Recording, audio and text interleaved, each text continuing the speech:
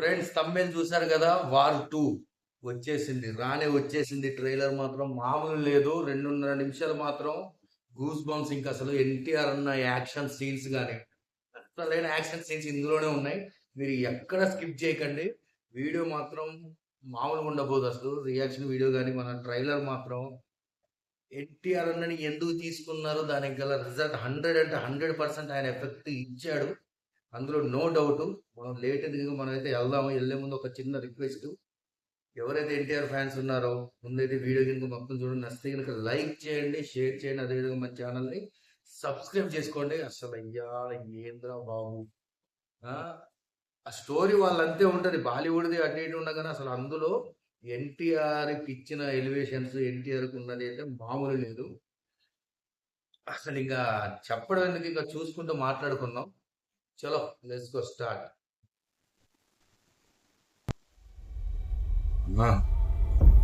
నేను ప్రమాణం చేస్తున్నాను. నేను నా పేరుని, నా ఇంటిని, కుటుంబాన్ని అన్నిటిని వదిలేసి ఒక నీడగా మారిపోతాను. ఒక ఊరు పేరు లేని, రూపం లేని నీడలాగా నేను మాటిస్తా. ఎవ్వరు చేయలేని నేను చేసి చూపిస్తాను. That is NTR.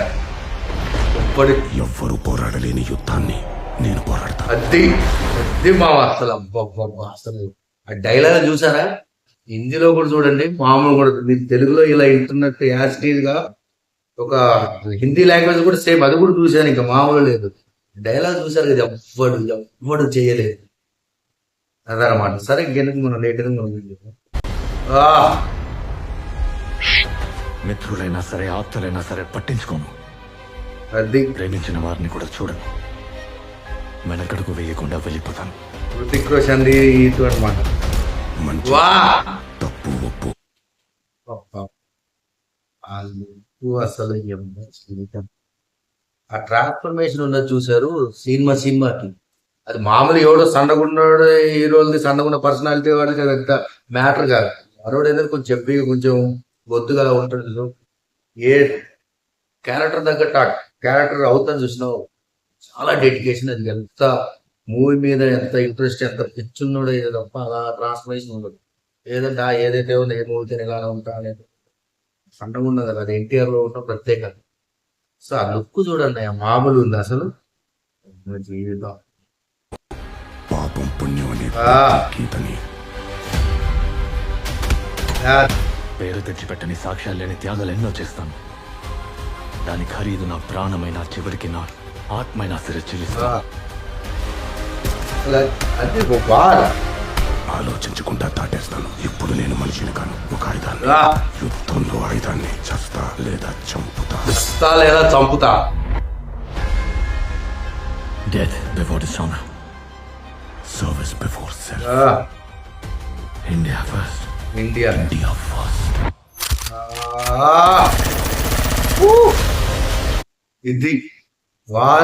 ఇది మాత్రం కట్టు చెప్పాడు. ఇక టైటిల్ తగ్గట్టు ఉన్న డైలాగ్.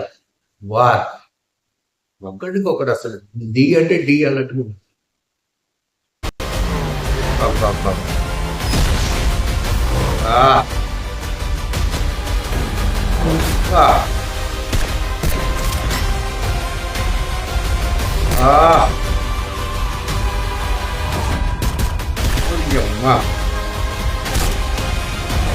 ఏందయ్యా స్టన్స్? అది డైలాగ్.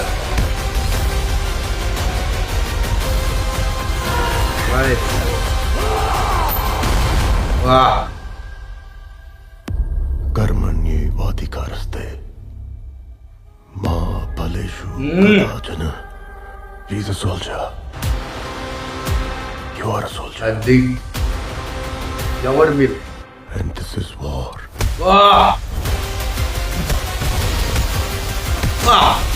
మా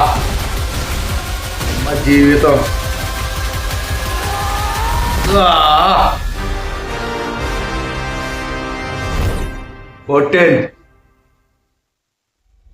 మా జీవితం చూసారు కదా, మామూలుగా ఉండే డైలాగులు. అవి హృతిక్ రోషన్ పెట్టుకుంటే నేషనల్ వరకే.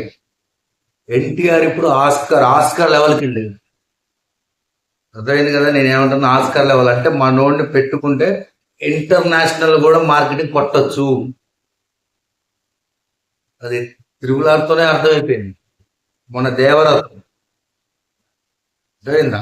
నార్త్ లో వీళ్ళు హృతిక్ రోషన్ నాకు ఇష్టం, ఎందుకంటే ఆయన మిగతా వాళ్ళ బాలీవుడ్ లాగా అంత తింగరను కేశాలు ఏం వేయడు. ఆయన కూడా ఆయన చూసుకుని నీట్గా ఆయన ఉంటుంది. ఆయన ఒక్కడు బాలీవుడ్ లో నాకు కొంచెం ఇష్టమైన మనిషి. సో బాలీవుడ్ ఎవరైనా ఉంటుంటే ఆయన ఒకళ్ళు. సో ఇప్పుడు మన ఎన్టీఆర్ అతను ఆయన వరకు ఏంటంటే నేషనల్ వరకు ఉండాలి. ఎన్టీఆర్ తీసుకుంటే ఇంటర్నేషనల్ వరకు ఉంటుంది. మొన్నటిదాకా వీళ్ళు తీసింది నేషనల్ వార్, అదే ఎన్టీఆర్ని జోడించుకుంటే ఇంటర్నేషనల్ వార్ అన్నమాట. సో ఫ్రెండ్స్ మామూలు లేదు. ఇంకా ట్రైలర్ గురించి మాట్లాడుతుంటే 2.5 నిమిషాలు అంతలోనే అయిపోయింది. జస్ట్ అక్కడ ఏందో తెలుసా, ఇంతగానే ఇన్ని మూవీస్ ట్రేజర్లు ఇవన్నీ చూస్తే కొద్దిగా నాకు పట్టుకునే విధానం అసలు ఎలా ఉండబోతుంది అని ఒక అంచనా వచ్చేది. కానీ ఇది మాత్రం అసలు మామూలు లేదు. సస్పెన్స్ ఉంది అందులో. మొత్తాన్ని వీళ్ళిద్దరికి మధ్యలో యుద్ధం జరుగుతుందంటే వేరే రాస్తా అయి ఉండదు, వేరే దారి అయి ఉండొచ్చు. లేదా ఇందులో స్పైలోకి వచ్చిన తర్వాత నువ్వా నేనా అన్నది పోటీ కూడా అయి ఉండొచ్చు. మొత్తానికైతే ఏదైతే ఉందో కానీ 14th ఆగస్టు 14th వరకు మనం వెయిట్ చేయాల్సిందే. ఎన్టీఆర్ ఫ్యాన్స్ కి అయితే ఫుల్ మీల్స్ ఇచ్చేసింది అనేది అనుకుంటున్నా.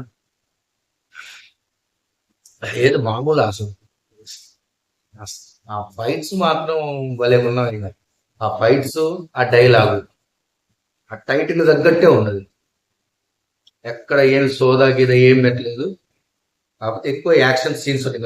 టైటిలే వారు ఉంటాయి. మరి ఇంకెన్ని సీన్స్ అలాంటివి ఏముంటాయి మరి మన మూవీ చూస్తే కానీ అర్థం అవుతుంది. హృతిక్ రోషన్ అయితే కొంచెం లవ్ ట్రాక్ కూడా ఉన్నది అందులో.